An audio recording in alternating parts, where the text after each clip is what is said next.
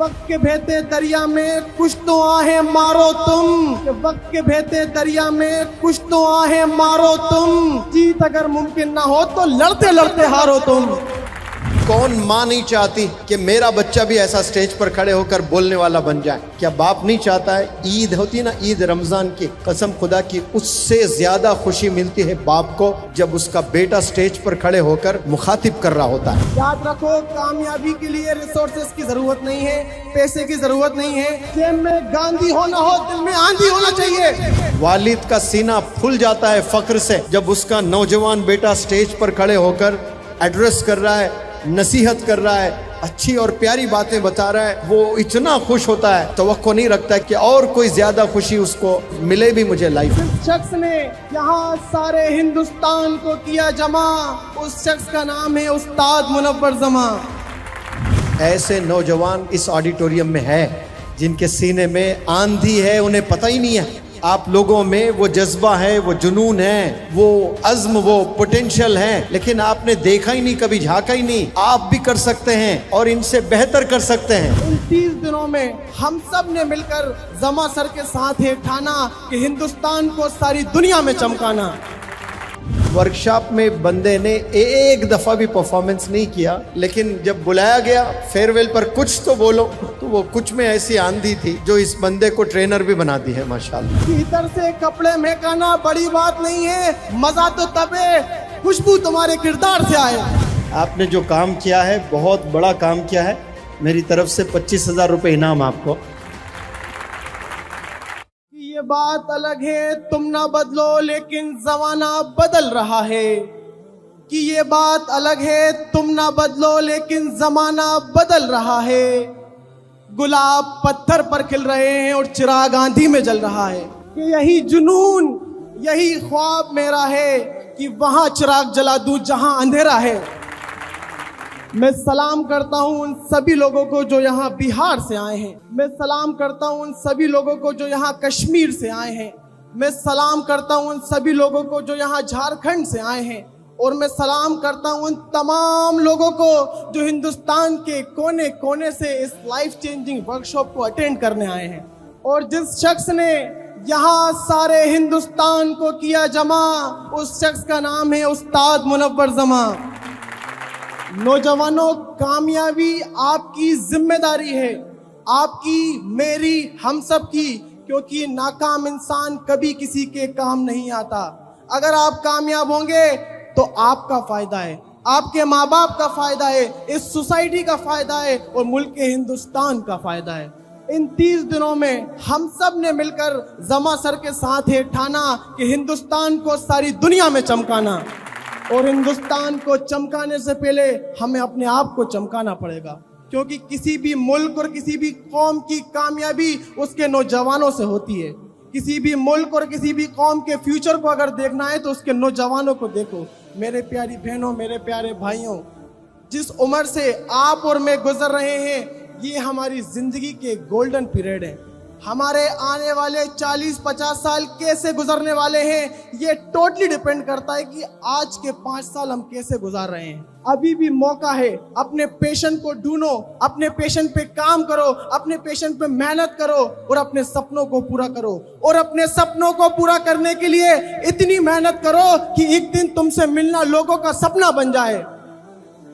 और मैं कहता हूं कि वाकिफ कहां जमाना हमारी उड़ान से, वाकिफ कहां जमाना हमारी उड़ान से, वो कोई और था जो डर गया आसमान से। आप गिरेंगे, आप डरेंगे, आप हारेंगे, लेकिन याद रखिए, गिरते हैं शेसवार मैदान जंग में, वो तिफल क्या गिरे जो घुटनों के बल चले।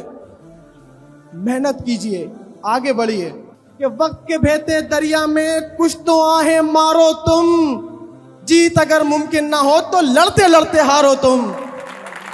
और नौजवानों, एक्सक्यूजेस देना, शिकायतें करना बंद कर दो कि मेरे पास पैसा नहीं है इसलिए मैं कामयाब नहीं हूँ, मेरे पास रिसोर्सेज नहीं है इसलिए मैं कामयाब नहीं हूँ। याद रखो, कामयाबी के लिए रिसोर्सेज की जरूरत नहीं है, पैसे की जरूरत नहीं है, जेब में गांधी होना हो, दिल में आंधी होना चाहिए। और कामयाबी सिर्फ पैसे से नहीं है, कामयाबी सिर्फ अच्छे बंगले से नहीं है, कामयाबी बड़ी कार में घूमने से नहीं है, बेशक ये कामयाबी की निशानी है, लेकिन इसी के साथ हमारे उस्ताद ने सिखाया एक अच्छा कैरेक्टर, एक अच्छे अखलाक हमारे अंदर होना है। क्यों कि इधर से कपड़े महकाना बड़ी बात नहीं है, मजा तो तब है खुशबू तुम्हारे किरदार से आए। अपनी बात को एक लाइन पढ़कर खत्म करता हूं कि शमा बुझ जाए तो जल सकती है, शमा बुझ जाए तो जल सकती है, कश्ती तूफानों से गुजर सकती है। मायूस ना हो, इरादे ना बदल, तकदीर कभी भी बदल सकती है। अब ये लड़का वर्कशॉप अटेंड किया था 1-2 साल पहले, कब 22 में 23 में 22 में, अच्छा फेब में, महीना भी याद है। हाँ, तो पूरे 30 दिन में मुझे तो याद नहीं कि कभी आप स्टेज पर आए और परफॉर्म किए हैं।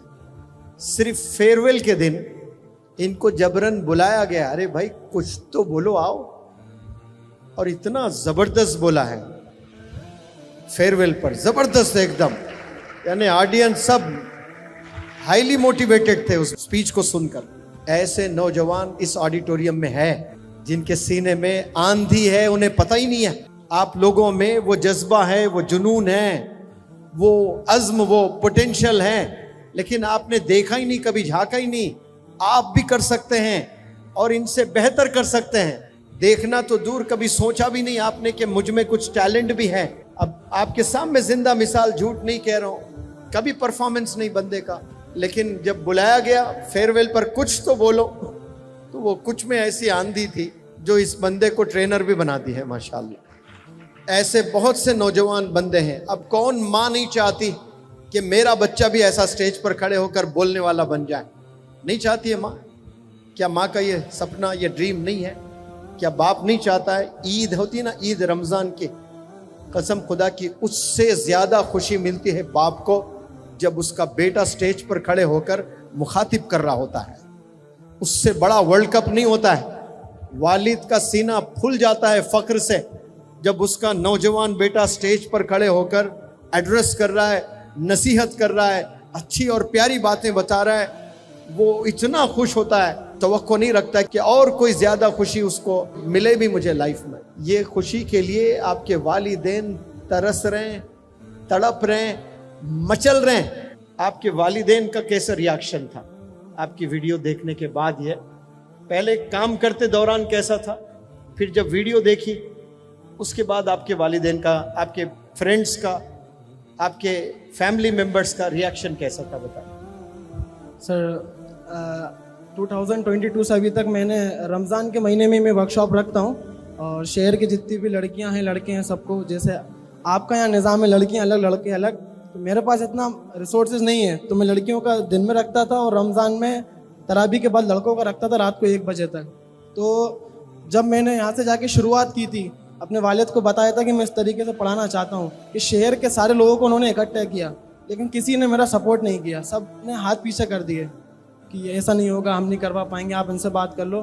तो मेरे वालिद खुद उठे, उन्होंने खुद पूरा इंतज़ाम किया, खुद सारी चीज़ें करके, और मुझसे ज़्यादा मेहनत इस वर्कशॉप में उनकी है। आज अगर मैं बोलता हूँ कि मेरे अंदर जितनी भी अच्छाइयाँ हैं, थोड़ी बहुत भी आप देख रहे हैं वो मेरे माँ बाप की वजह से हैं, जितनी भी बुराइयाँ वो मेरे खुद की वजह से हैं। और इस वीडियो से पहले भी जिस तरीके से आपने एक वीडियो में बताया था कि जब आपका फोटो पेपर में आया था तो आपके वालिद पूरे मोहल्ले में बता रहे थे मेरा बेटा पेपर में आया है, मेरा बेटा पेपर में आया। इसी तरह से वहाँ के जो लोकल चैनल से, एमपी के जो अच्छे चैनल से मैंने कॉन्वोकेशन किया था, अल्हम्दुलिल्लाह बहुत अच्छे लेवल का कॉन्वोकेशन था। उसकी पूरी डॉक्यूमेंट्री बनी थी, तो अच्छे अच्छे न्यूज़पेपर्स में, चैनल्स में आई थी। तो उसको देखने के बाद जिस तरीके से आपके वालिद सारे मोहल्ले वालों को बता रहे थे, इस तरीके से वो आज तक सबको बताते हैं कि देखो मेरा बेटा, ज़बरदस्ती बताते। मैं कहता हूँ क्या अब्बा ये अपन का अच्छा नहीं चाहते, इन्हें क्यों बताते हो? ज़बरदस्ती बढ़ बढ़ के, वो सुनना भी नहीं चाह रहा, फिर भी अरे ये देखिए मेरा बेटा, ये देखिए मेरा बेटा। तो मैं आपसे यही कहना चाहता हूँ, काम ऐसे करो कि आपके वालिद को फ़ख्र होना चाहिए, हाँ ये वाकई में मेरा खून है। बहुत उम्दा, माशाल्लाह। आपने जो काम किया है बहुत बड़ा काम किया है। मेरी तरफ से 25,000 रुपये इनाम आपको, जो आप जाकर बदले हैं और ट्रांसफॉर्मेशन आप में आया है माशाल्लाह। और जब नेक्स्ट वर्कशॉप करेंगे आपके बच्चे और बच्चियों को मेरी तरफ से किट मिलेगी इंशाल्लाह, जो लिखने के लिए book, red pen, blue pen, black pen होगा, वो इंशाल्लाह मैं यहाँ से कुरियर करूँगा मध्य प्रदेश इंशाल्लाह। आप ये काम छोड़िएगा मत। इंसान को अल्लाह ने एक दफ़ा हुनर दे दिया तो वो काम हमेशा करते रहना। आप बिलेनियर भी बन जाए, मिलेनियर भी बन जाए। मैं कहीं भी जाकर यूएसए, दुबई में ऐसे ऑफर्स हैं बड़े बड़े कंपनीज में, मैं जाकर सेटल हो सकता हूँ, लेकिन जो अल्लाह ने हुनर दिया वो चीज़ छोड़ी नहीं मैंने। अब मुझे यूके वाले वीज़ा बना रहे हैं, बनाकर भेजे हैं, बुला रहे हैं, मैं जा नहीं पा रहा हूँ। दुबई 2 साल अजमल परफ्यूम्स के जो किंग हैं अमीर उद्दीन अजमल साहब, पिछले 2 साल से बल्कि 3 साल से बुला रहे हैं मुझे, और मैं हमेशा यही बोलते जा रहा हूँ, this year I definitely turn up sir. ये 3 साल से बोल रहा हूँ मैं कि ये साल तो मैं ज़रूर आऊँगा सर।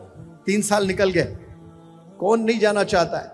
वो कह रहे हैं कि आप अपनी घर से मेरे कंपनी तक, मेरे कंपनी से फिर वापस आपके घर तक सारा खर्चा मेरा होगा, आपको वीआईपी की तरह मैं ट्रीट करूंगा। वो तो किंग है 40 कंट्रीज में जिनका बिजनेस है।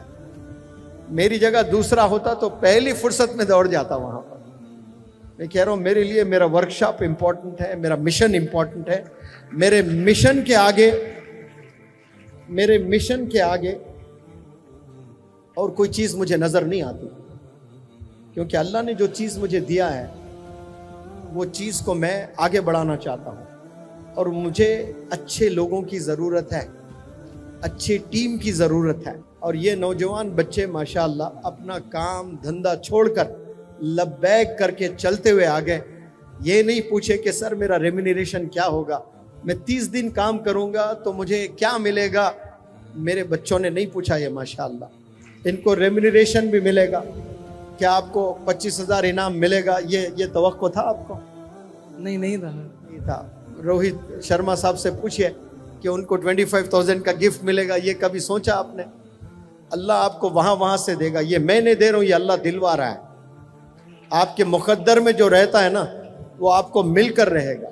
आप लोगों ने बहुत खुशी दी है मुझे, और ऐसे मुझे 1000 बच्चों की ज़रूरत है, 1000 ऐसे बच्चों की ज़रूरत है।